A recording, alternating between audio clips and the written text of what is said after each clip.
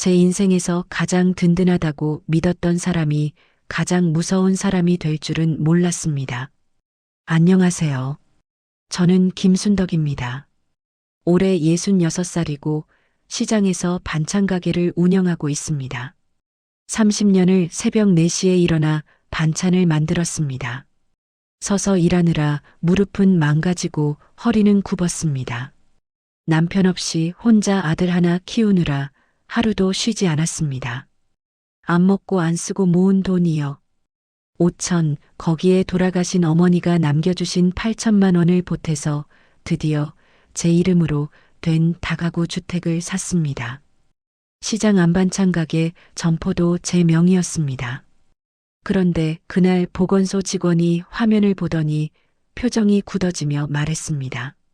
어르신 기록이 이상하네요. 그 한마디가 제 삶을 뒤흔들 줄은 몰랐습니다. 1년 반 전 봄이었습니다. 아들 민수가 아내 은희와 함께 찾아왔습니다. 민수는 3년 전 작은 카페를 차렸다가 망했습니다. 빚이 5천만 원 넘게 남았다고 했습니다. 민수가 고개를 숙이며 말했습니다. 엄마 미안해. 정리할 때까지만 얹혀 살게.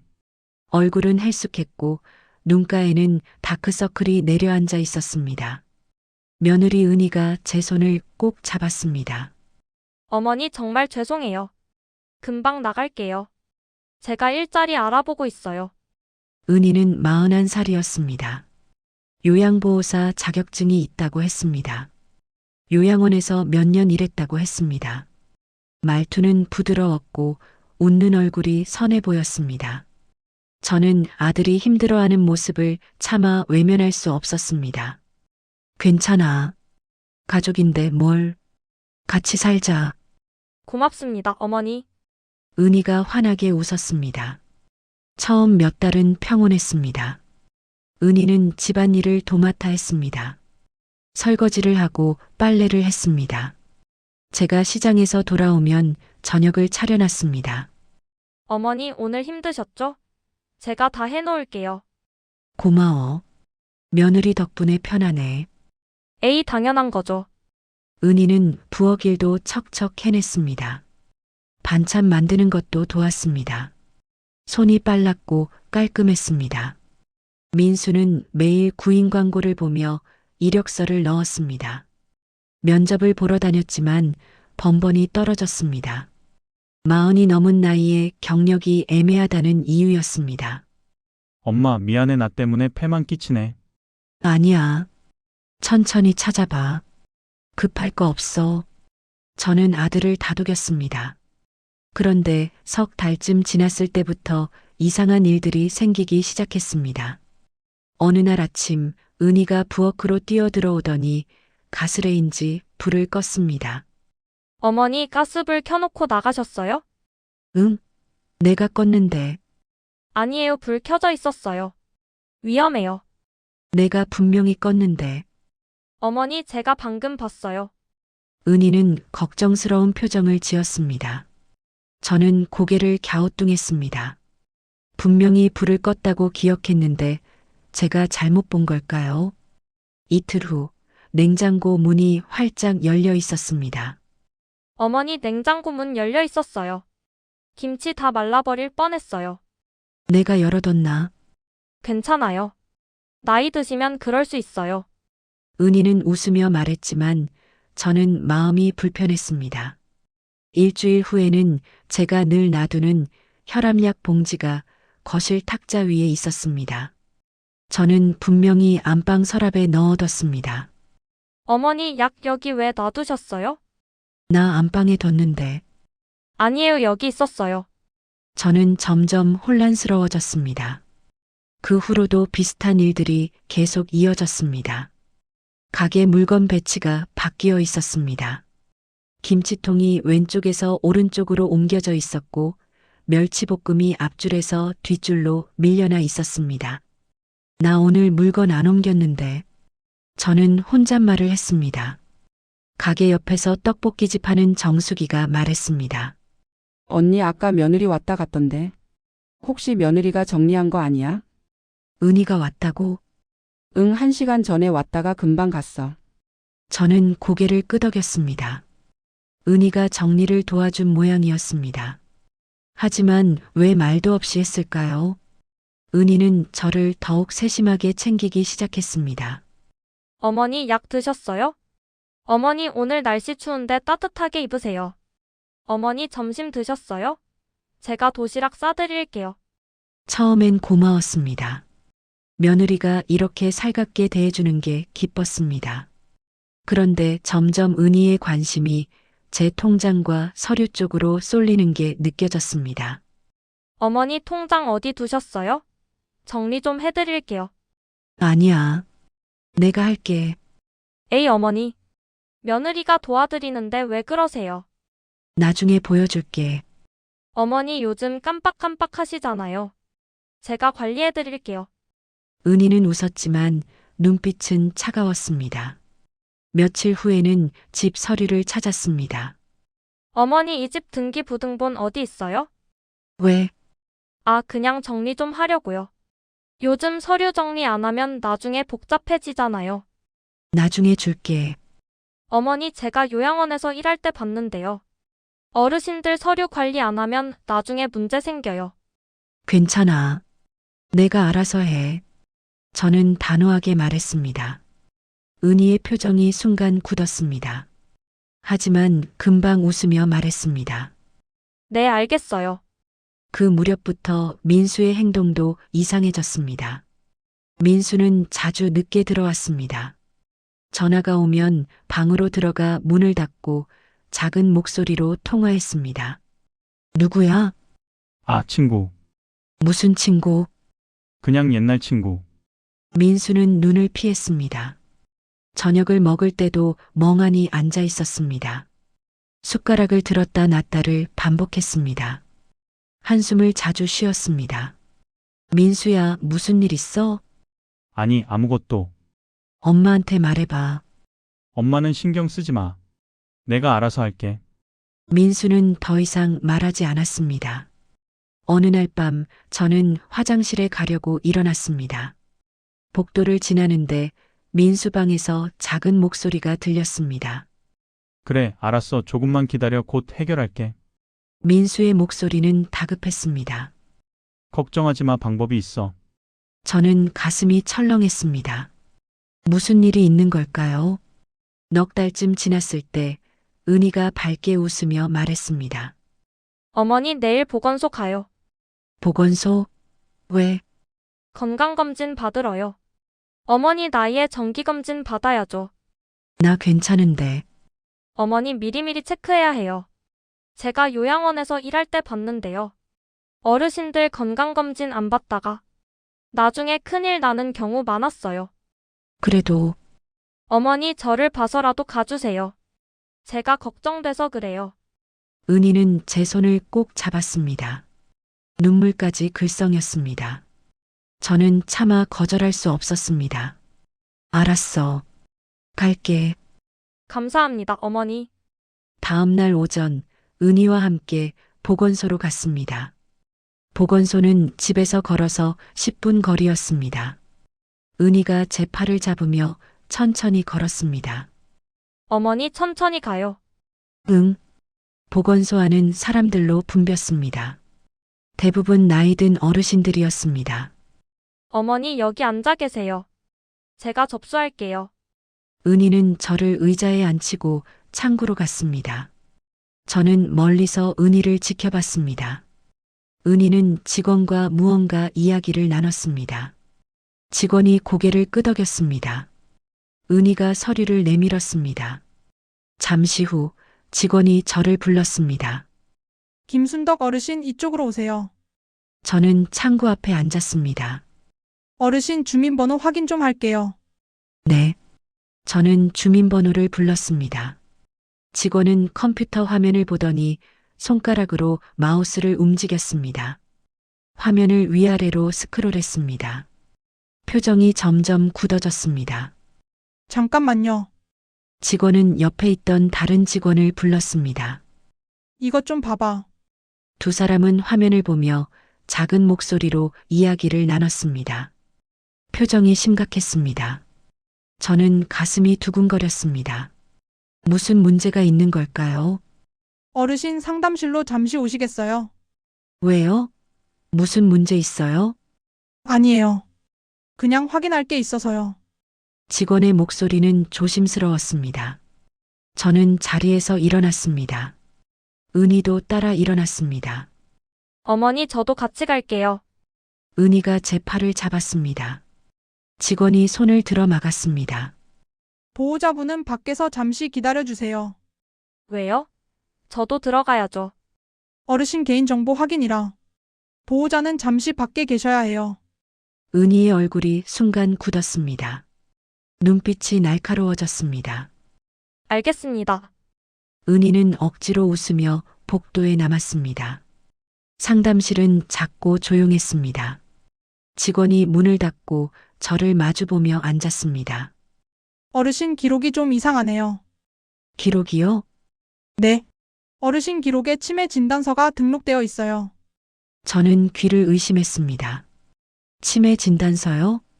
네. 작년 가을에 등록되어 있어요. 그럴 리가 없어요.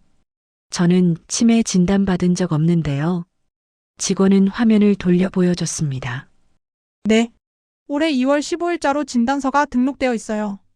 화면에는 분명히 제 이름과 주민번호가 적혀 있었습니다. 저는 병원도 안 갔는데요.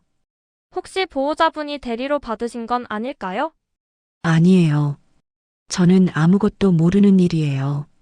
누가 제 이름으로 이런 걸 만들었어요? 제 목소리가 떨렸습니다. 직원은 난처한 표정을 지었습니다. 일단 확인을 해봐야 할 것 같아요. 혹시 이 진단서를 발급한 병원 아세요? 모르죠. 저는 간 적도 없는데. 직원이 화면을 다시 확인했습니다. 여기 병원 이름이 나와 있네요. 대명내과의원이라고요. 거기 모르는 곳이에요. 어르신 이거 심각한 문제일 수 있어요. 혹시 누군가 어르신 명의를 도용한 걸 수도 있어요. 저는 온몸에 소름이 돋았습니다. 그럼 어떻게 해야 해요? 일단 그 병원에 직접 가서 확인해 보세요. 그리고 필요하면 경찰에 신고하셔야 할 수도 있어요. 네. 저는 멍한 상태로 고개를 끄덕였습니다. 상담실을 나왔을 때 은희가 복도에서 기다리고 있었습니다. 어머니, 뭐래요? 괜찮으세요? 은희의 목소리는 떨리고 있었습니다. 아무것도 아니야. 저는 일부러 무덤덤하게 말했습니다. 그럼 검진 받으세요. 오늘은 안 받을래. 다음에 올게. 왜요? 왔는데 그냥 가시게요? 몸이 좀 안 좋아서. 어머니, 그래도 다음에 올게. 저는 은희의 눈을 피하며 보건소를 나왔습니다. 집으로 돌아오는 길, 저는 말없이 걸었습니다. 은희가 옆에서 말을 걸었지만 저는 대답하지 않았습니다. 머릿속이 복잡했습니다. 치매 진단서가 제 이름으로 등록되어 있다니. 저는 그런 진단을 받은 적이 없습니다. 그럼 누가 왜 이런 일을 했을까요? 가스레인지, 불, 냉장고, 문, 약 봉지 위치, 가게 물건 배치. 제가 깜빡한 게 아니라 누군가 일부러 그렇게 만든 걸까요? 그리고 은희가 제 통장과 서류를 자꾸 보려 했던 것. 보건소에 같이 가자고 했던 것. 상담실에 들어가지 못하게 하자 표정이 굳었던 것. 설마. 아니야. 설마 은희가 그럴 리 없어. 하지만 의심은 점점 커져만 갔습니다. 그날 밤 저는 잠을 이룰 수 없었습니다. 천장을 보며 누워 있었습니다. 민수의 늦은 귀가, 전화통화, 불안한 표정, 그리고 은희의 세심한 관심, 서류에 대한 집착, 모든 게 하나씩 연결되는 것 같았습니다. 혹시 민수와 은희가 무슨 계획을 세우고 있는 걸까요? 저는 가슴이 답답했습니다. 이틀 후, 저는 조카 성민이에게 전화를 걸었습니다. 성민이는 행정사 사무실에서 사무장으로 일합니다. 법률 서류나 행정 업무에 밝은 아이입니다. 저를 따르고 믿어주는 조카입니다. 고모, 무슨 일이세요? 성민아, 너 시간 있으면 고모 좀 만나줄래? 왜요? 무슨 일 있어요? 응. 좀 이상한 일이 생겨서 집에서 말하기 곤란해. 알겠어요. 내일 퇴근하고 고모 가게로 갈게요. 고마워. 다음 날 저녁 성민이가 가게로 왔습니다. 저는 가게 문을 닫고 성민이와 안쪽 작은 방에 앉았습니다. 고모 무슨 일인데요? 저는 보건소에서 있었던 일을 처음부터 끝까지 이야기했습니다. 치매 진단서가 등록되어 있다는 것, 제가 그 병원에 간 적이 없다는 것, 가스불과 냉장고 문, 약 봉지, 가게 물건들이 자꾸 이상하게 바뀌었던 것, 은희가 제 서류와 통장을 자꾸 보려 했던 것. 성민이는 점점 심각한 표정으로 들었습니다. 고모, 이거 심각한 문제예요. 그치? 나도 이상하다고 생각했어. 혹시 며느리 관련된 거 아니에요? 나도 그 생각이 들어서 너한테 전화한 거야. 성민이는 턱을 쓸었습니다. 고모, 일단 그 병원에 직접 가봐야 해요. 누가 진단서를 발급받았는지 확인해야 해요. 그래야겠지? 네, 제가 같이 갈게요. 내일 오전에 시간 될까요? 응. 고마워, 성민아. 고모, 혹시 지금 집에 중요한 서류나 통장 같은 거 있어요? 응. 내 방 금고에 다 넣어뒀어. 잘하셨어요. 절대 아무한테도 안 보여주세요. 특히 고모부한테요. 알았어. 성민이의 표정은 진지했습니다. 그날 밤 집에 돌아왔을 때 은희가 거실에서 기다리고 있었습니다. 어머니 어디 갔다 오세요? 가게 정리하고 왔어. 이렇게 늦게요? 응. 저는 짧게 대답하고 방으로 들어갔습니다. 은희의 눈빛이 날카롭게 저를 따라왔습니다. 방문을 닫고 침대에 앉았습니다. 가슴이 두근거렸습니다. 내일 병원에 가면 뭘 알게 될까요? 혹시 정말 은희가 제 이름으로 진단서를 만든 걸까요? 그렇다면 왜요? 무엇 때문에요? 저는 잠들 수 없었습니다. 다음 날 아침 저는 성민이와 함께 대명내과의원을 찾아갔습니다. 병원은 집에서 차로 30분 거리에 있는 낡은 주택가 골목 안에 있었습니다. 간판은 색이 발해 있었고 건물은 오래되어 보였습니다. 고모, 여기가 맞나 봐요. 성민이가 차에서 내리며 말했습니다. 저는 가슴이 두근거렸습니다. 병원 안은 조용했습니다. 대기실에는 노인 2명이 앉아 있었습니다. 접수 창구에 젊은 여자 직원이 앉아 있었습니다. 성민이가 창구로 다가갔습니다. 안녕하세요. 확인할 게 있어서 왔는데요. 무슨 일이신데요?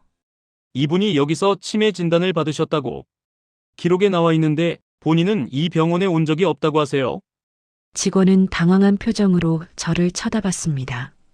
이름이랑 주민번호 말씀해 주세요. 저는 정보를 알려줬습니다. 직원은 컴퓨터를 확인하더니 표정이 굳어졌습니다. 잠깐만요. 원장님께 여쭤봐야 할 것 같아요. 직원은 안쪽으로 들어갔습니다. 잠시 후 60대쯤 되어 보이는 남자 의사가 나왔습니다. 흰 가운을 입고 있었지만 어딘가 피곤해 보였습니다.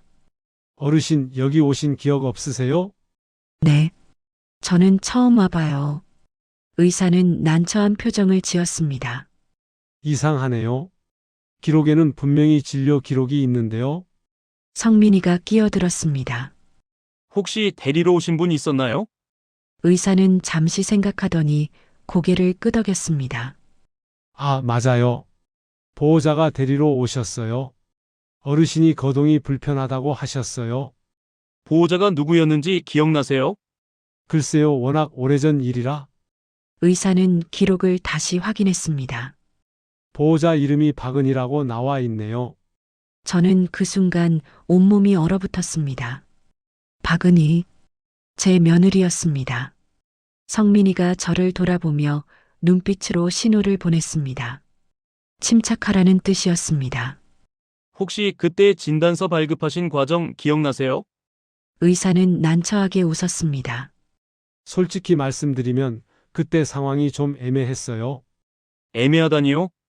보호자분이 오셔서 어르신이 치매 증상이 심하다고 하시더라고요.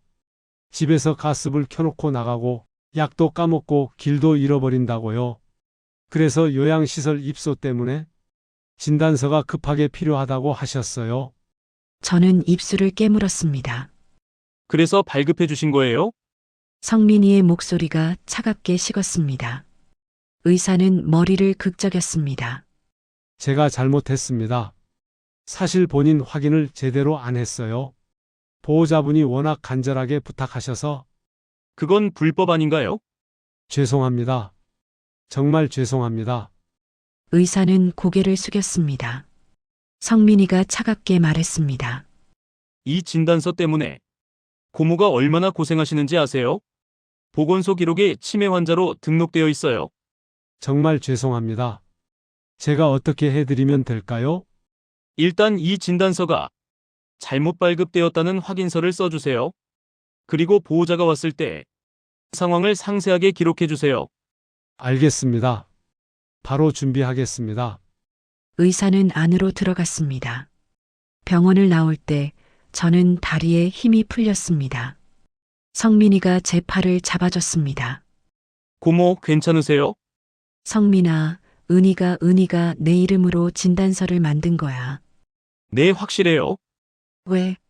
왜 그런 짓을 한 거야? 제 목소리가 떨렸습니다. 성민이는 심각한 표정으로 말했습니다. 고모, 이건 단순한 문제가 아니에요. 치매 진단서를 위조해서 만든 건 명백한 범죄예요. 그리고 목적이 분명히 있을 거예요. 무슨 목적? 고모 재산이요. 저는 가슴이 철렁했습니다. 재산? 내 치매 진단서가 있으면 고모를 무능력자로 만들 수 있어요. 그러면 재산을 마음대로 처분할 수 있죠. 그럼 내 집이랑 가게를. 내 팔 수도 있고 명의를 바꿀 수도 있어요. 저는 온몸이 떨렸습니다. 차 안에서 성민이가 말했습니다. 고모, 제가 며느리 신상을 좀 조사해 볼게요. 조사? 네. 이런 일을 혼자 계획하기는 어려워요. 누군가 도와주는 사람이 있을 거예요. 누가? 아마 서류 위조 같은 걸 도와주는 브로커일 가능성이 높아요. 브로커? 네, 요즘 노인 대상 사기 조직들이 많아요.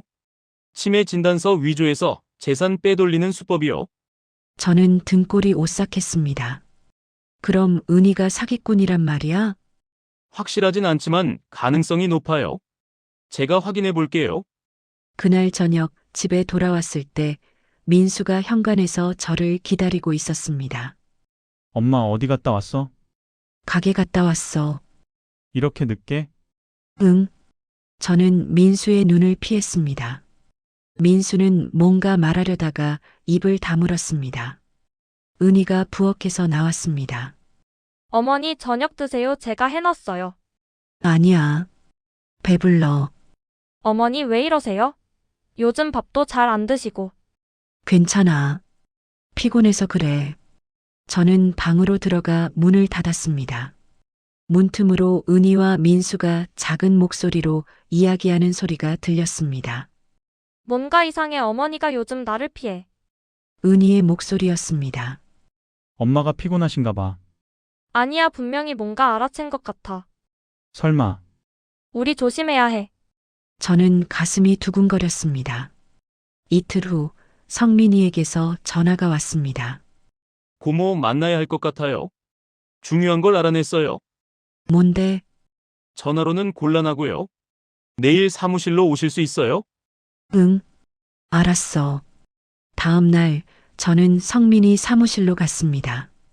성민이는 서류 몇 장을 꺼내며 말했습니다.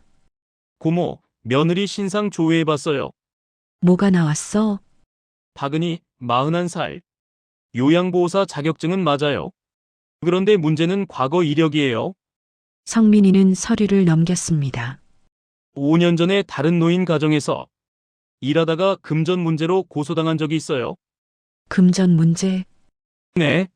노인 통장에서 돈을 빼돌렸다는 의혹이었어요. 결국 합의로 끝났지만 기록이 남아 있어요.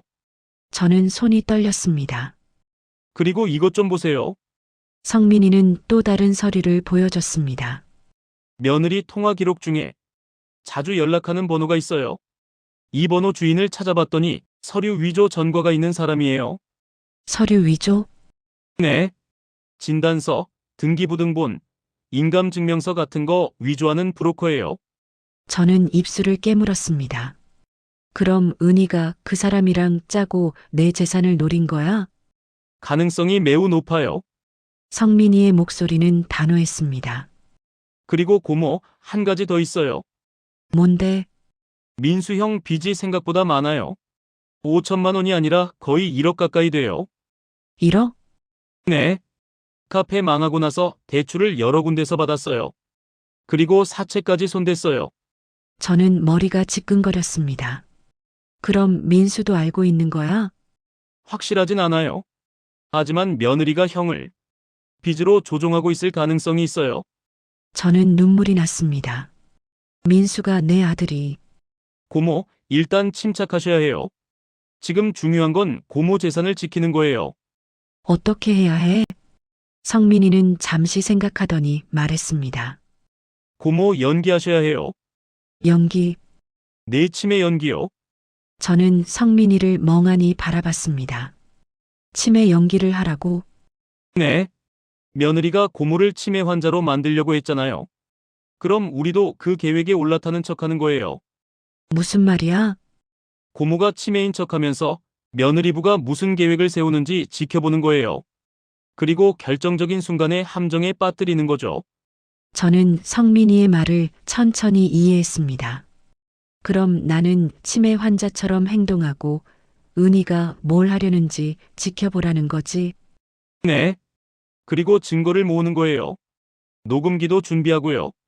그런데 내가 잘할 수 있을까? 고모 할 수 있어요. 며느리가 고모를 속이려고 했던 것처럼 우리도 며느리를 속이는 거예요. 저는 주먹을 꽉 쥐었습니다. 알았어. 해볼게. 고마워, 성민아. 고모, 한 가지 더 중요한 게 있어요. 뭔데? 고모가 치매 연기하실 때 며느리가 이미 만들어놨던 상황들 있잖아요. 가스불, 냉장고 같은 거요. 응, 그런 것보다 더 심한 증상을 보여야 해요. 더 심한 증상? 네. 예를 들어서 같은 말을 계속 반복한다든지, 방금 먹은 밥을 까먹었다든지, 며느리가 안 만든 증상들이요. 그래야 며느리가 진짜 치매가 진행되고 있구나라고 착각해요. 저는 고개를 끄덕였습니다. 알겠어. 내가 할 수 있을 것 같아. 그리고 고모, 며느리가 혹시 의심하면 제가 따로 조치할게요. 걱정 마세요. 고마워. 며칠 후 은희에게서 브로커에게 전화하는 소리가 들렸습니다. 저는 방문 틈으로 귀를 기울였습니다. 오빠 그런데 좀 이상해. 어머니가 요즘 진짜 심해진 것 같아. 그게 왜 이상해? 좋은 거잖아. 아니, 내가 만든 상황들 말고. 진짜로 증상이 생긴 것 같다고. 그럼 더 좋은 거지. 진짜 치매 진행되는 거야. 타이밍 완벽하잖아. 그렇긴 한데. 의심하지 말고 밀어붙여. 기회야. 알았어. 은희가 전화를 끊었습니다. 저는 가슴을 쓸어내렸습니다. 속았습니다. 그날부터 저는 조금씩 치매 환자처럼 행동하기 시작했습니다. 물건을 자주 잃어버린 척했습니다. 같은 말을 반복했습니다. 방금 한 일을 까먹은 척했습니다. 어머니 아까 약 드셨잖아요. 내가 약 먹었어? 네, 방금 드셨어요. 그랬나? 기억이 안 나네. 은희의 눈빛이 번뜩였습니다. 어머니 요즘 깜빡하시는 게 심해지신 것 같아요. 그래. 나이 들어서 그런가 봐. 은희는 민수를 불렀습니다. 당신 어머니 요즘 심각한 것 같아. 병원 다시 가봐야 하는 거 아니야? 민수는 불안한 표정으로 저를 봤습니다. 엄마, 괜찮으세요? 응, 괜찮아. 엄마, 병원 가보는 게 좋을 것 같아요. 아니야. 나 괜찮아. 은희가 제 손을 잡았습니다. 어머니 걱정돼서 그래요. 우리 같이 병원 가요. 나중에 저는 손을 빼며 방으로 들어갔습니다. 며칠 후 은희가 본격적으로 움직이기 시작했습니다. 어머니 통장 좀 보여주세요. 왜? 요즘 어머니 상태가 걱정돼서요. 제가 관리해드릴게요. 아니야. 어머니 혹시 통장 잃어버리시면 큰일 나요. 안 잃어버려. 어머니 제발요. 며느리 믿어주세요. 은희의 목소리는 간절했지만 눈빛은 차가웠습니다. 생각해 볼게. 저는 자리를 피했습니다. 그날 밤 은희와 민수가 또 작은 목소리로 이야기하는 소리가 들렸습니다. 안 돼, 어머니가 통장을 안 내놔. 조금만 더 기다려봐. 시간이 없어. 빚 독촉이 계속 들어오고 있어. 그래도 너무 급하게 하면 의심받아. 그럼 어떻게 해? 어머니 상태가 더 심해질 때까지 기다려? 응. 조금만 더 기다려. 곧 기회가 올 거야. 저는 이불을 뒤집어 쓰고 눈물을 흘렸습니다. 민수마저도 은희 편이었습니다. 일주일 후 성민이가 다시 연락을 해왔습니다. 고모, 준비 다 됐어요. 무슨 준비? 함정이요. 며느리를 걸어들릴 함정이요. 어떻게? 제가 가짜 투자자를 섭외했어요. 고모 건물을 사겠다는 사람으로요. 그래서 며느리가 고모 명의를 도용해서 건물을 팔려고 하면 그 자리에서 잡는 거예요. 그게 가능해? 네. 모든 과정을 녹음하고 녹화할 거예요. 결정적인 증거가 될 거예요. 저는 가슴이 두근거렸습니다. 언제? 빠를수록 좋아요. 며느리가 움직이기 전에 우리가 먼저 움직여야 해요. 알았어. 그날 저녁 저는 거실에서 일부러 큰 소리로 전화 통화를 했습니다. 네, 건물 팔 생각 있어요. 얼마에 사시겠다고요? 4억? 좋아요. 한번 만나봅시다. 은희가 부엌에서 귀를 쫑긋 세우는 게 느껴졌습니다. 전화를 끊자 은희가 다가왔습니다. 어머니 방금 전화 뭐예요? 응?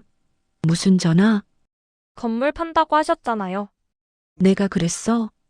네, 방금요. 기억이 안 나네.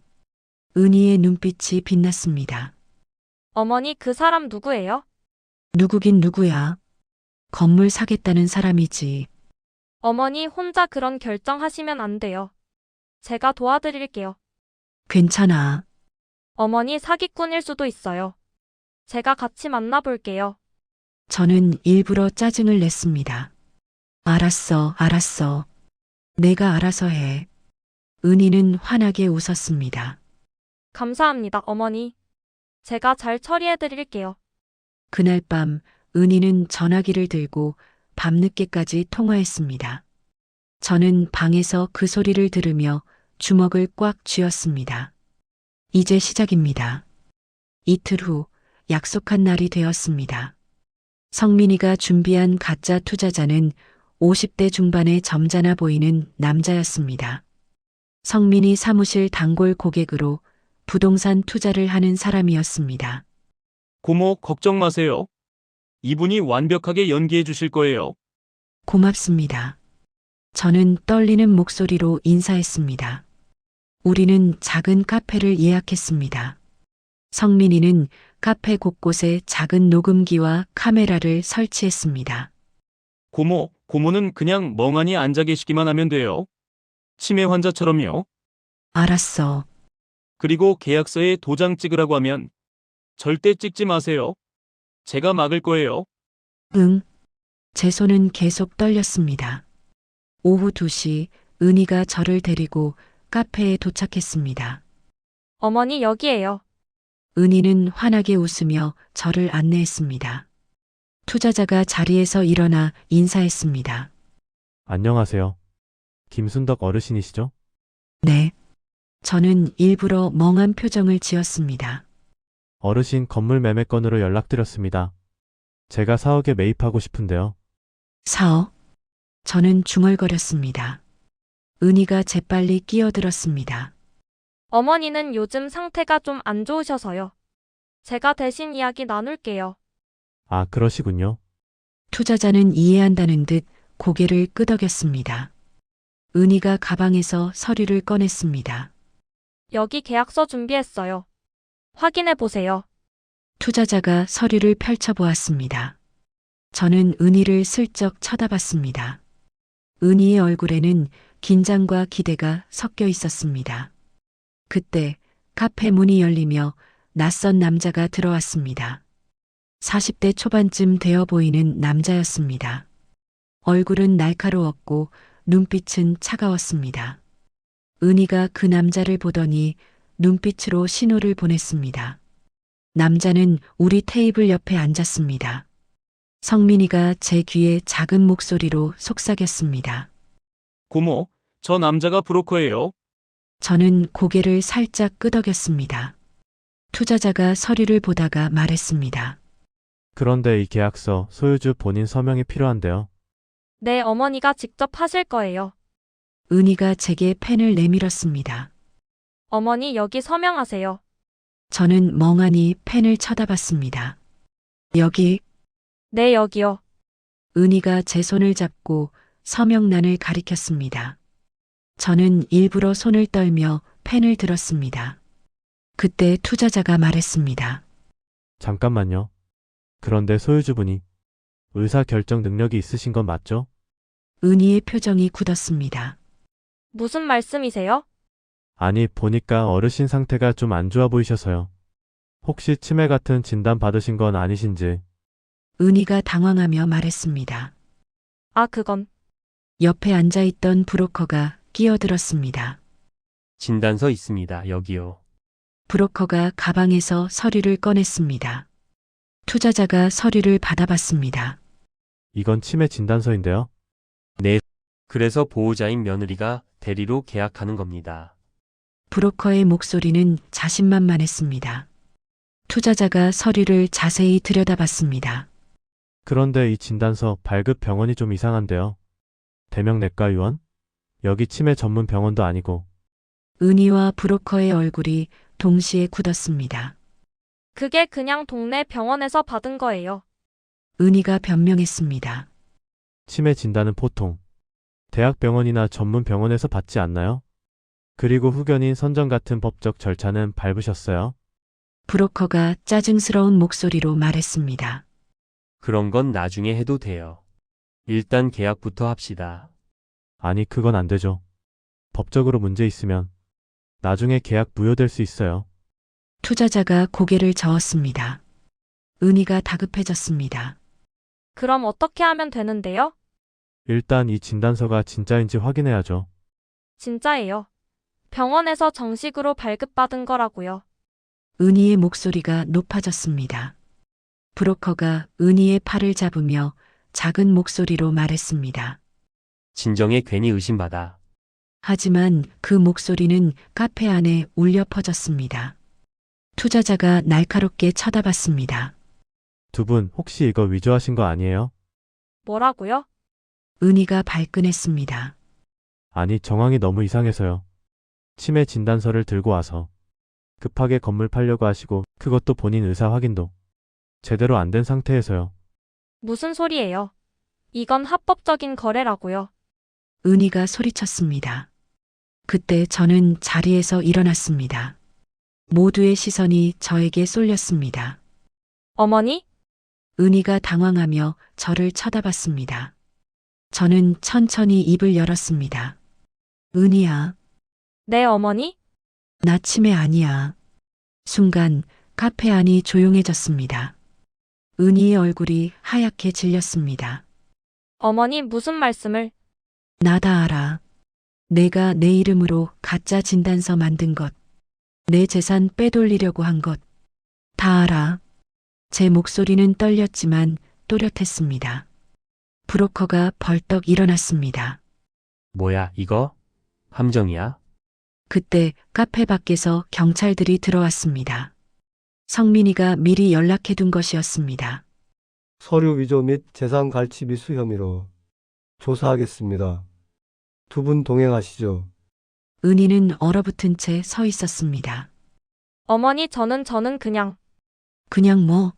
그냥 내 재산 빼앗으려고 한 거지? 제 목소리는 차갑게 식었습니다. 어머니 오해예요. 저는 어머니를 위해서.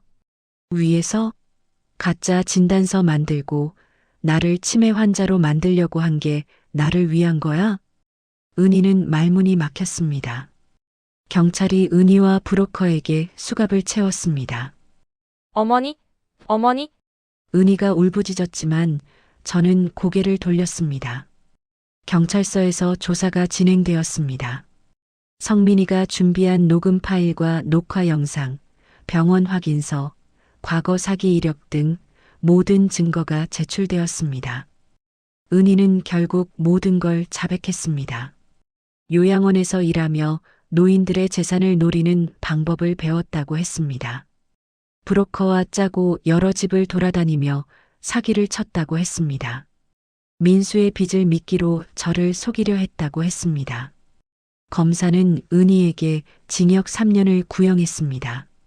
브로커는 징역 5년을 구형받았습니다. 그날 밤 민수가 집으로 찾아왔습니다. 엄마, 민수는 문 앞에서 무릎을 꿇었습니다. 엄마 죄송해요. 제가 잘못했어요. 눈물이 줄줄 흘러내렸습니다. 나는 몰랐어요. 은희가 그런 짓을 하는 줄 몰랐어요. 정말 몰랐어? 제 목소리는 떨렸습니다. 네, 아니, 사실은 의심은 했어요. 하지만 빚 때문에. 빚 독촉이 너무 무서워서 모른 척 했어요. 민수는 바닥에 엎드려 울었습니다. 엄마, 용서해 주세요. 제가 잘못했어요. 저는 민수를 내려다봤습니다. 한때는 제 전부였던 아들이었습니다. 하지만 지금은 너무 낯설었습니다. 민수야, 네, 엄마. 나 좀 혼자 있고 싶어. 너도 내 인생 정리 좀 해. 엄마, 시간이 필요해. 나도 너도. 민수는 고개를 숙인 채 일어나 문을 나섰습니다. 몇 달이 지났습니다. 민수는 빚을 정리하기 위해 지방으로 내려가 작은 공장에 취직했습니다. 가끔 전화가 왔지만 저는 짧게 대답했습니다. 은희는 재판에서 징역 2년 6개월을 선고받았습니다. 브로커는 징역 4년을 받았습니다. 저는 다시 혼자가 되었습니다. 어느 날 아침 저는 시장 가게에서 반찬을 만들고 있었습니다. 언니 요즘 괜찮아? 옆 가게 정수기가 물었습니다. 응, 괜찮아. 힘들었을 텐데. 며느리가 그런 짓을 하다니. 이제 다 지난 일이야. 저는 담담하게 대답했습니다. 성민이가 가끔 들러 안부를 물었습니다. 고모, 건강하세요? 응, 너 덕분에 내 재산 지켰어. 고마워. 당연한 거예요. 고모는 제가 지켜야죠. 성민이는 환하게 웃었습니다. 저는 다시 새벽 4시에 일어나 반찬을 만들었습니다. 무릎은 여전히 아팠고 허리는 굽었지만 제 손으로 하는 일이 소중했습니다. 제 이름으로 된 집에서 살고 제 이름으로 된 가게에서 일했습니다. 아무도 빼앗아갈 수 없는 것들이었습니다. 어느 가을 오후 저는 집 마당에 앉아 있었습니다. 단풍잎이 바람에 떨어졌습니다. 핸드폰이 울렸습니다. 민수였습니다. 엄마, 나야. 응, 엄마, 잘 지내? 응, 잘 지내. 엄마, 나 열심히 일하고 있어. 빚도 조금씩 갚고 있고. 그래, 잘하고 있네. 엄마, 언젠가 엄마한테 다시 용서받을 수 있을까? 저는 잠시 침묵했습니다. 민수야, 네, 엄마. 시간이 필요해. 그런데 나는 아직 내 엄마야. 엄마, 민수의 목소리가 떨렸습니다. 천천히 가자. 서두르지 말고. 네, 엄마 고맙습니다. 전화를 끊고 저는 하늘을 올려다봤습니다. 구름이 천천히 흘러갔습니다. 삶은 때로 배신하고 때로 아프게 합니다. 하지만 저는 다시 일어섰습니다. 제 손으로 일군 것들을 지켰고 제 힘으로 다시 살아가고 있습니다. 그리고 그것으로 충분합니다. 저는 오늘도 새벽 4시에 일어나 반찬을 만들 것입니다. 제 이름으로 된 삶을 살아갈 것입니다.